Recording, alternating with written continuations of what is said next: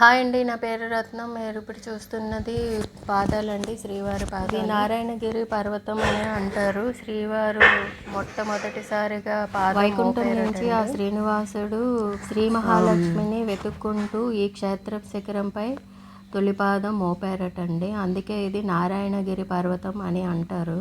ఆ శ్రీవారిని దర్శించి తర్వాత ఈ పాదములను దర్శిస్తే సకల పాపహరణం అని అంటారు.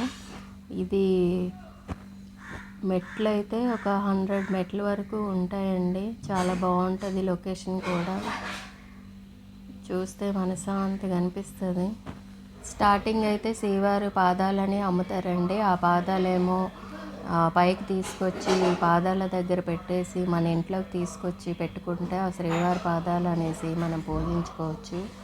అక్కడ చిన్న చిన్న పాదాలు అమ్ముతారు.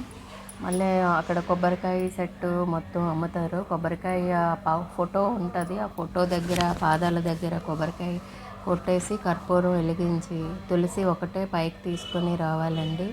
ఆ తులసి మాత్రం ఈ స్వామివారి పాదాల దగ్గర సమర్పిస్తే చాలా మంచి జరుగుతుంది అనేసి ఇక్కడ అంటారు. అదండి శ్రీవారి పాదాల గురించి నాకు తెలిసింది నేను చెప్పాను. లొకేషన్ అయితే చాలా బాగుంటుంది. శిలాతోరణం దగ్గర 2వ పాదం మోపారని అంటున్నారు. శిలాతోరణం, చక్కెర తీర్థం 2 ఒకే దగ్గర ఉన్నాయండి. ఆ వీడియో అప్లోడ్ చేస్తాను, తప్పకుండా చూడండి.